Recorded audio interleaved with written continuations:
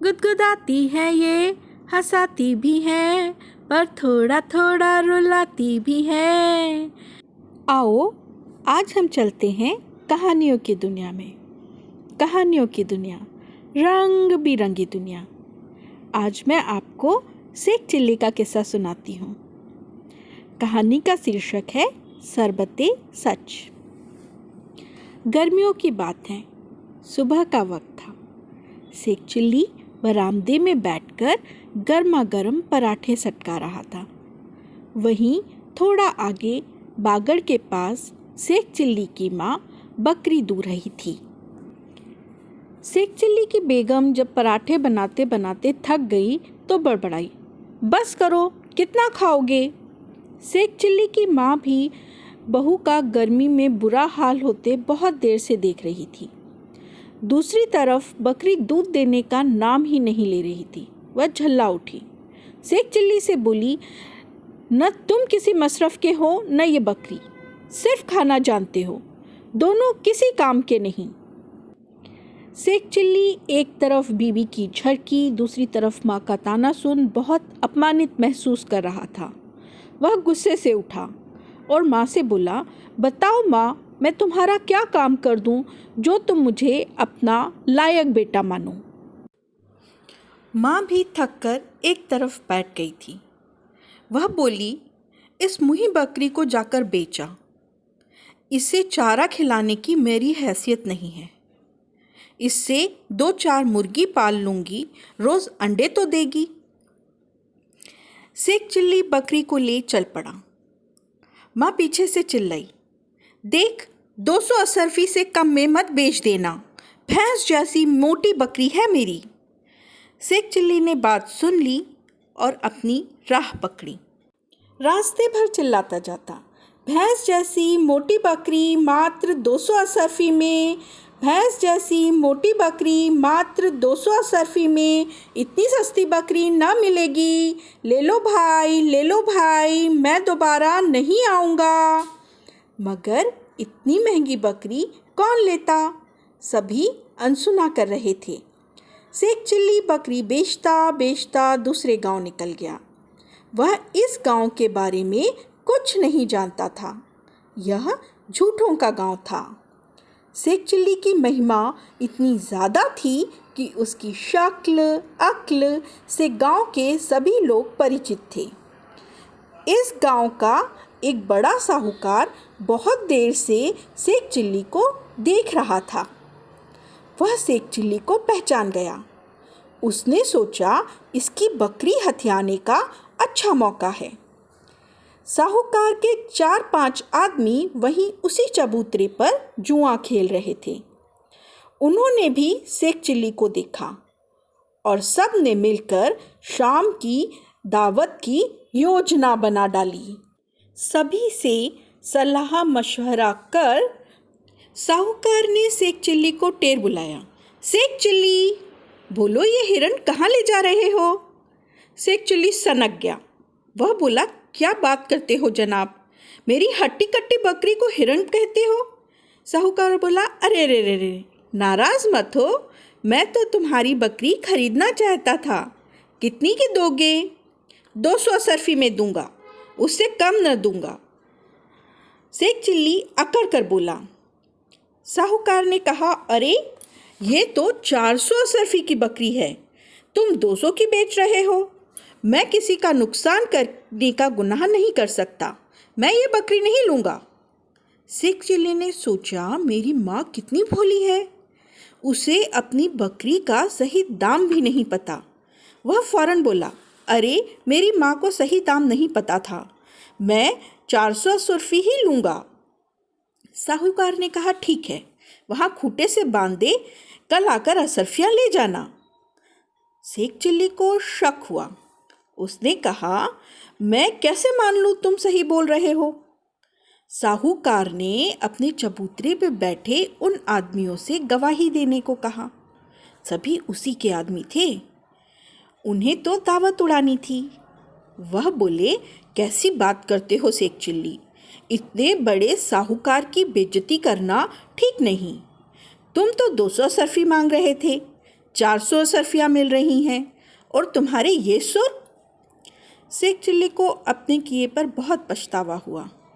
वह उन सब पर भरोसा कर घर लौट गया। माँ ने शेख चिल्ली को खाली हाथ आते देख पूछा, बकरी कितने में बिकी? शेख चिल्ली खुशी से बोला, पूरे 400 असरफी में। माँ को शक हुआ। वह बोली, क्या बकता है, बता कहाँ है असरफियाँ?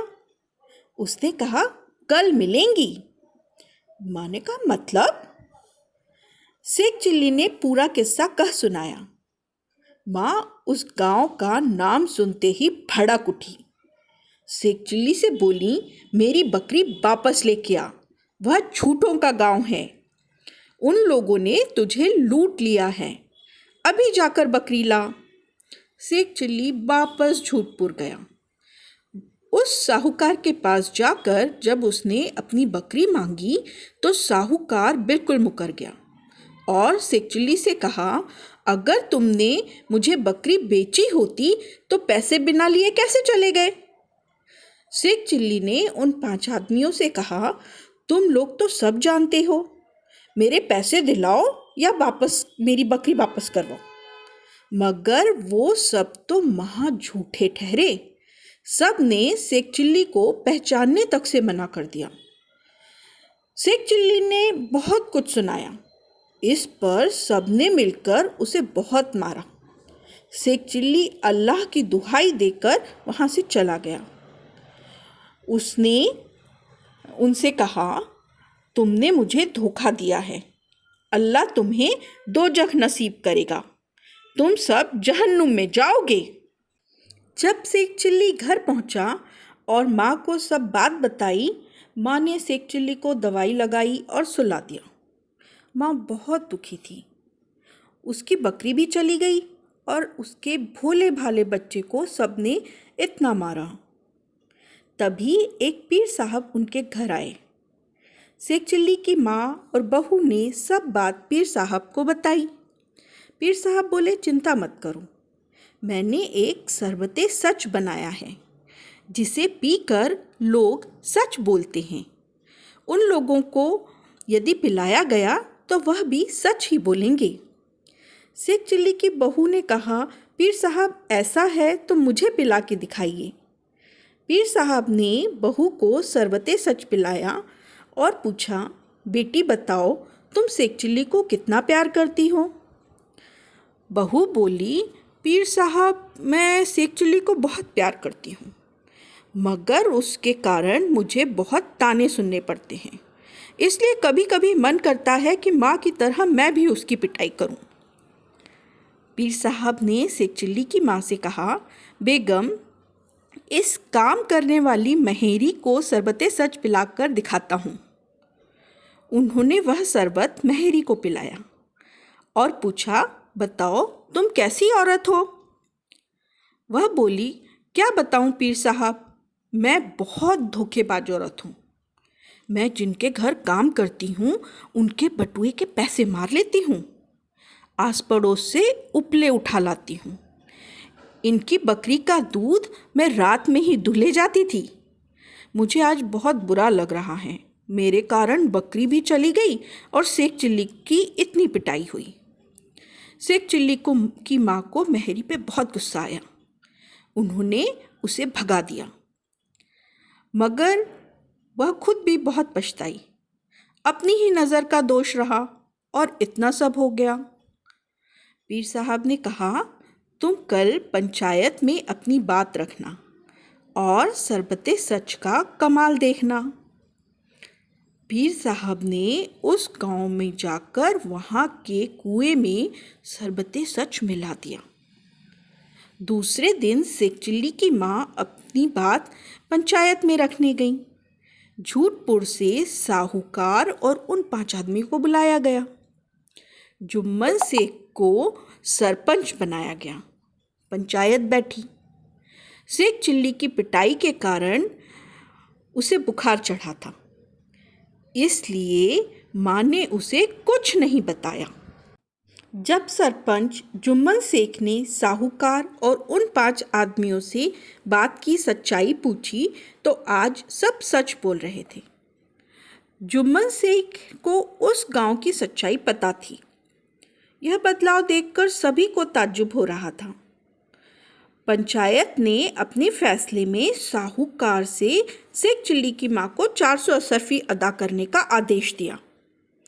दूसरे दिन साहूकार शेख चिल्ली के घर गया। शेख चिल्ली अपने बरामदे में बैठा था। साहूकार को देखकर उसने मुंह मोड़ लिया। साहूकार शेख चिल्ली की मां को 400 असरफियां देकर लौट गया। शेख चिल्ली को लगा उसने जो अल्लाह की दुहाई दी थी वह रंग लाई। साहूकार जहन्नुम की सोचकर डर गया।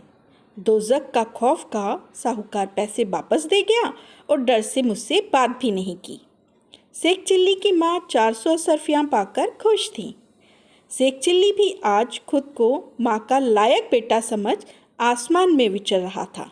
बेगम भी सोच रही थी, चलो बिल्ली के भाग्य से ठीका फूटा।